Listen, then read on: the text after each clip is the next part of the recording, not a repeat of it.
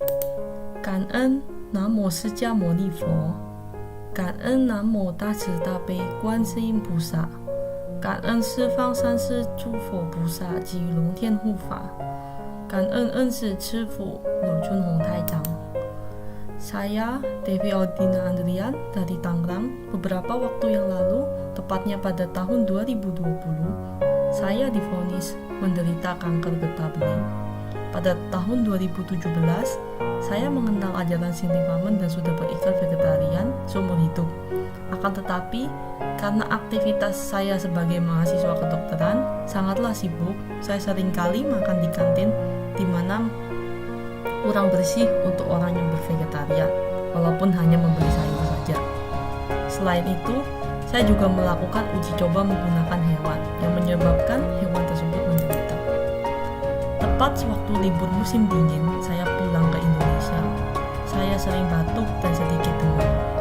Tetapi hasil ronsen pada bulan Januari tidak terlihat keabnormalan. Dokter memvonis saya mengalami stres saja, karena tidak ada keabnormalan pada pemeriksaan. Dokter saya pun menyarankan saya untuk mengkonsumsi daging akibat kondisi saya yang anemia serta mengalami kerontokan rambut yang parah. Semakin lama semakin membaik. Tetapi saya menolaknya. Saya tetap bertekad bervegetarian seumur hidup. Pada saat memasuki bulan Mei, saya mulai merasa demam, lemas, gejala anemia. Berat badan saya pun turun drastis dalam waktu 1,5 bulan. Saya tidak kuat berjalan jauh, makan pun kesulitan menelan. Saya pun sudah tidak sanggup melafalkan parita sambil duduk. Kemudian, karena penyakit yang tak kunjung sembuh, saya pun kembali ke dokter. Dokter menyarankan saya ronsen kembali, dan hasilnya mengejutkan. Terdapat benjolan di dalam rongga dada saya dan disarankan untuk melakukan CT scan. Setelah CT scan dilakukan, hasilnya disebutkan kesan suatu limfoma malignan, yang artinya adalah sebuah kanker getah bening dan disarankan untuk biopsi.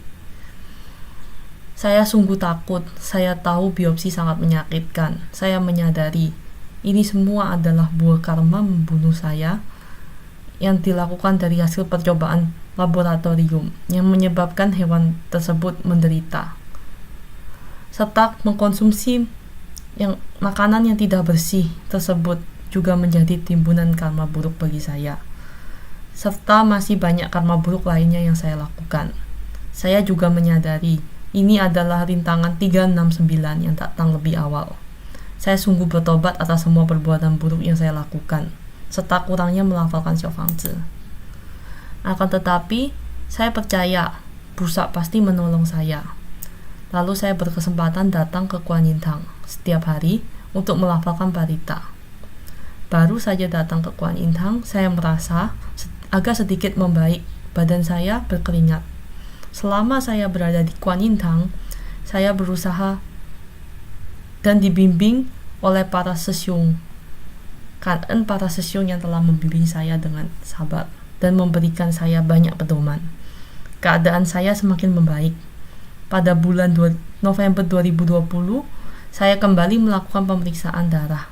Hasilnya, anemia saya sembuh, tetapi sel darah putih saya masih lumayan tinggi. Vonis dokter terhadap penyakit saya pun berubah. Dokter sungguh heran, mengapa bisa membaik dalam waktu yang dekat. Saya juga diberi obat yang harus dikonsumsi setiap harinya.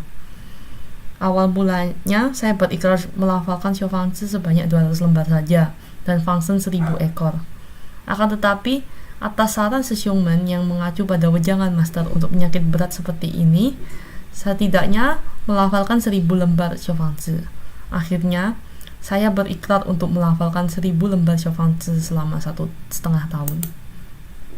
Setiap harinya, selain melafalkan Xiaofangzi, juga membaca Paihua Fofa atau wejangan master lainnya. Pada bulan Maret 2021, saya telah melafalkan sebanyak 500-an lembar Xiaofangzi, kemudian kembali melakukan CT scan. Hasilnya, ada pengecilan yang signifikan pada kelenjar getah bening saya, tetapi saya masih lumayan sering batuk. Pada bulan Oktober 2021 yang lalu, saya kembali melakukan pemeriksaan. Hasil CT scan saya menunjukkan terjadi penyusutan pada kelenjar getah bening saya. Gejala batuk saya pun berangsur menghilang. Dokter mengatakan, jika ukurannya sudah kurang dari 1 cm, itu tandanya tidak ada keganasan, tetapi harus tetap check up rutin. Saya sangat bersyukur tidak terbaring di rumah sakit. Kanan pusat telah memberkati saya agar saya sembuh kembali serta membawa saya untuk membina diri lebih baik.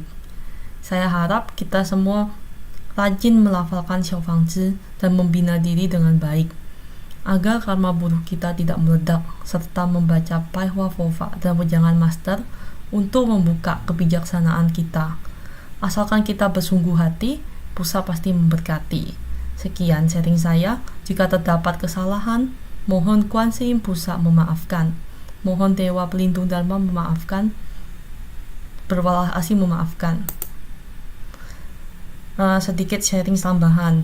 Tanggal 13 November 2021, saya pergi ke Kuan Yin Tang untuk memberi penghormatan pada master dan membantu melafalkan Tapejo sebanyak 170 kali, serta nama besar Kuan Yin Pusa 2000 kali. Saya merasa hati saya semakin tenang serta semakin bersemangat.